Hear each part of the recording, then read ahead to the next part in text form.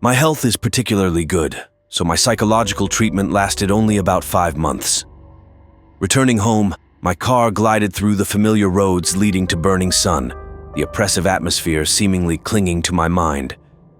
Upon reaching my apartment, I hurriedly searched for the necklace, filled with unease. Opening the locket once again, the photo appeared before me. It was the image of a woman, not 𝐒𝐤𝐚𝐥. It was my mother. In the photo, my mother was wearing a white wedding dress, looking beautifully youthful in a way I had never seen in any family album. This dress was not the one worn at her wedding to my father. Could it be that my mother had been married to someone else before meeting my father? I had pondered this question long after 𝐒𝐤𝐚𝐥's surgery, but the school incident had consumed much of my time, making any investigation impossible. However, I had considered many possibilities, that the woman in this photo was not my mother. It was that person. As I previously revealed, 𝐒𝐤𝐚𝐥 was adopted by her current parents from a refugee camp. I also never knew the true identity of 𝐒𝐤𝐚𝐥's biological parents. Looking closely, the woman in the photo also has some differences compared to my mother. I remember my grandmother once told me about a closely guarded family secret.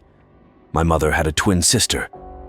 This sister had a severe congenital deformity of her arms and legs, and by the social standards of that time, that person was decided to be removed from the family immediately after birth to avoid tarnishing the family's image. With this new piece of the puzzle, everything began to make sense. I wondered if the woman in the photo, whom I thought was my mother, could actually be that forgotten twin sister. The resemblance between 𝐒𝐤𝐚𝐥 and the woman in the photo was too striking, leading me to consider the possibility that 𝐒𝐤𝐚𝐥 was indeed a descendant of that person. Deciding to delve deeper, I contacted a geneticist to examine 𝐒𝐤𝐚𝐥's DNA that I had managed to preserve and compare it with my own sample. The results were as I had feared. 𝐒𝐤𝐚𝐥 was not only closely related to my family, but she was actually my cousin, the daughter of the twin sister my family had abandoned. These revelations stirred a heavy sense of responsibility within me. This truth not only explained the source of the congenital defects in the children 𝐒𝐤𝐚𝐥 had given birth to, but also unveiled a lineage of resentment and sorrow that had been buried through generations. For a brief moment, I felt a pang of regret upon learning the truth. But did my father know this? They had been intimate, and 𝐒𝐤𝐚𝐥 always wore the necklace. Surely my father had seen the photo of that person in the necklace and knew about 𝐒𝐤𝐚𝐥's true identity, yet he still went to bed with his niece. The more I thought about it, the more I despised my father, a man I once held in high regard. And 𝐒𝐤𝐚𝐥, what was she thinking when she decided to return to the family that had once abandoned her mother? Did she only want revenge, or was there more to it? Thinking about my mother, she had doted on 𝐒𝐤𝐚𝐥 more than me for a time. Surely my mother also knew this truth and wanted to make amends to 𝐒𝐤𝐚𝐥. Recalling the first time 𝐒𝐤𝐚𝐥 came to our house, my mother had been slightly awkward around her, yet she joked that we looked like siblings because of our similar faces. And the truth was that we really were siblings, sharing the bloodline of the Walton family. I was completely overwhelmed with anxiety and worry that constantly surrounded me. I had just finished my psychological treatment, and now it seemed like it was resurfacing.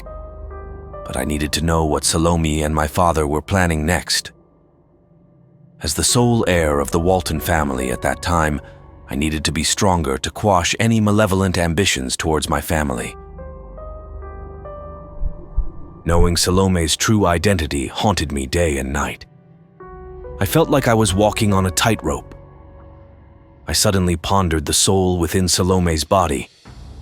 Was it her mother's or still hers? Driven by an invisible urge, I conceived a plan even more intriguing. However, to execute it, I had to return to the cellar where 𝐒𝐤𝐚𝐥 hid her mother's corpse. In the dim cellar, feeble lights reflected off the cold stone walls. I stood before the glass coffin, holding 𝐒𝐤𝐚𝐥's late mother's remains.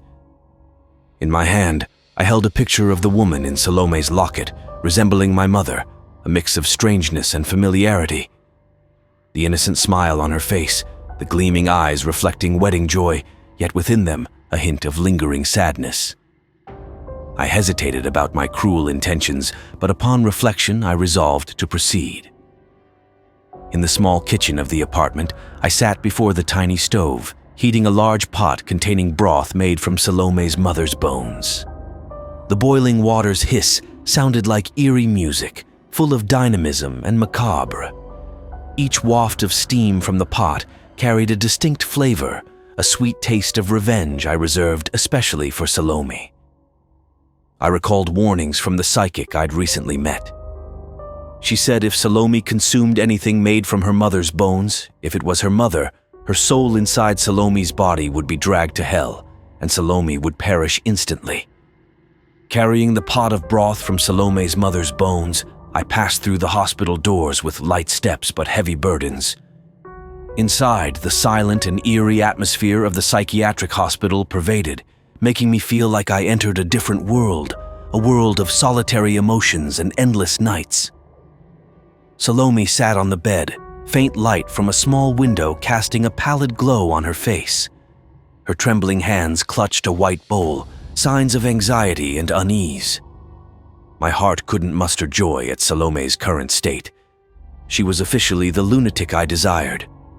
I placed the soup pot on the table, filled a silver spoon with broth, and offered it to 𝐒𝐿𝐴𝐚. She stared at each piece of meat, each bone in the soup bowl, but her eyes remained empty, devoid of any expression. I sat beside her, attempting to convey warmth and hope through each spoonful, yet the feeling of fear lingered incessantly in my mind. 𝐒𝐿𝐴𝐚 still refused to speak. With each passing second, I noticed the putrid smell of the simmering broth permeating the air. But the psychic had warned, and I couldn't afford to wait any longer. I was almost repulsed by the red liquid smell from the soup, where 𝐒𝐿𝐴𝐚's horrifying secret lay. Each drop of the crimson liquid seemed like an image of cruelty, a trap set to ensnare others' souls. I took the soup bowl before 𝐒𝐿𝐴𝐚, resolutely drinking each mouthful. Nausea surged through my throat, but I couldn't stop. As predicted, 𝐒𝐿𝐴𝐚 snatched the bowl back and consumed it eagerly, her gaze still fixed on me as an adversary. Even when losing rationality, her instinct still sought to wrest everything from me. Yet throughout this process, an overwhelming sense of disgust engulfed my mind. I couldn't tear my eyes away from 𝐒𝐿𝐴𝐚's face, seeing the longing, the craving still lurking in her gaze, not for food, but for chaos, for the brutality within her soul gradually awakening. 𝐒𝐿𝐴𝐚 nibbled on each piece of meat in the soup, greedily biting, but I still awaited a more brutal outcome.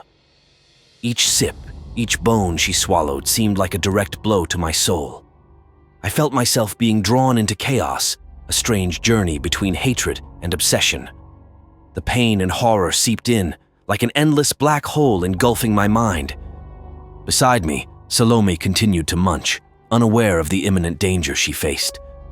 Her gaze remained empty, devoid of any awareness of what was happening around her.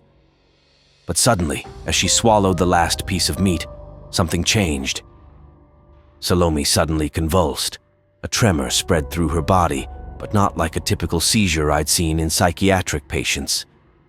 Recalling the psychic's words and based on 𝐒𝐿𝐴𝐚's current reaction, I affirmed that the soul within 𝐒𝐿𝐴𝐚 was indeed her mother's.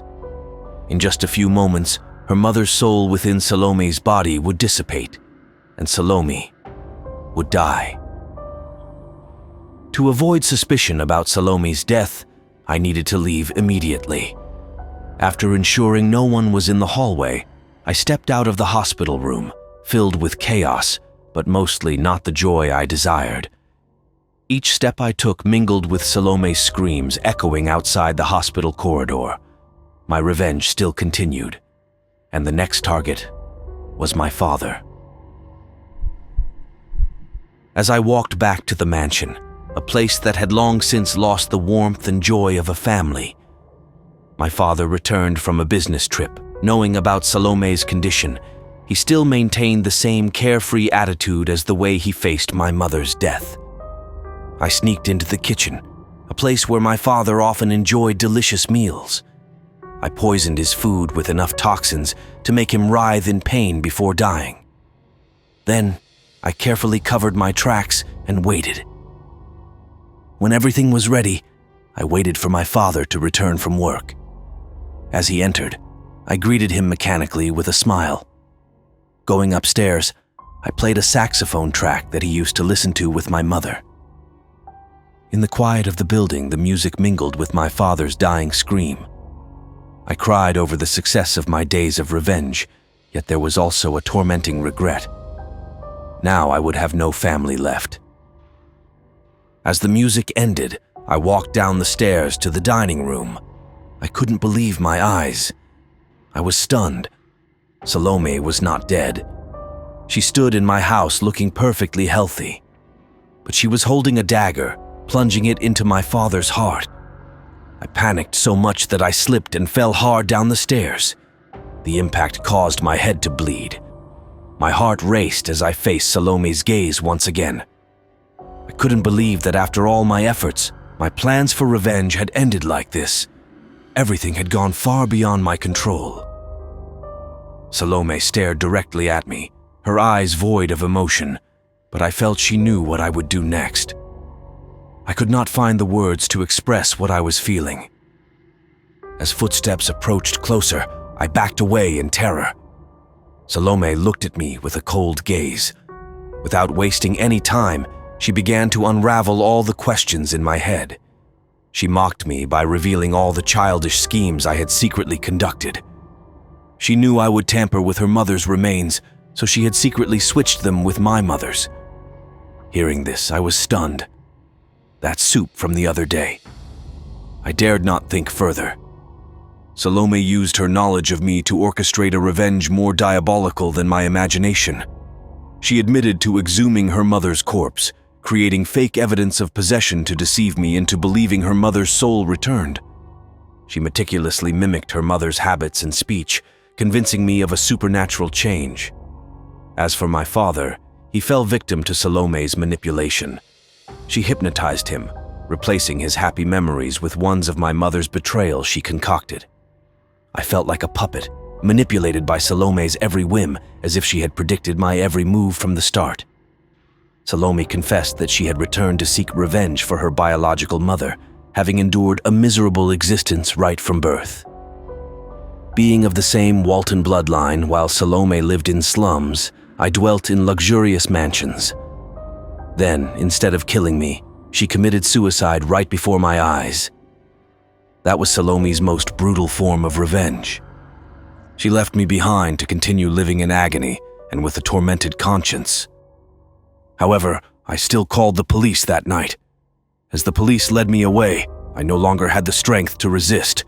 My life, my plans for revenge, and even my last hopes were all shattered. After a long wait for the trial date, I remained silent. I did not deny, nor could I find any excuse for my crimes. Ultimately, I was sentenced to death for murder. It was the outcome I had desired. My life is about to end, and in my mind, there are only images of my mother and the people I have wronged. In the final moments of this life, I wish to meet all of them to apologize and seek forgiveness. But I cannot. However, with some thought, I feel relieved, free from the burdens of life and the unfulfilled plans for revenge. I only hope that, after death, I will meet my mother again, in a place without suffering and sin, where there is only peace and tranquility.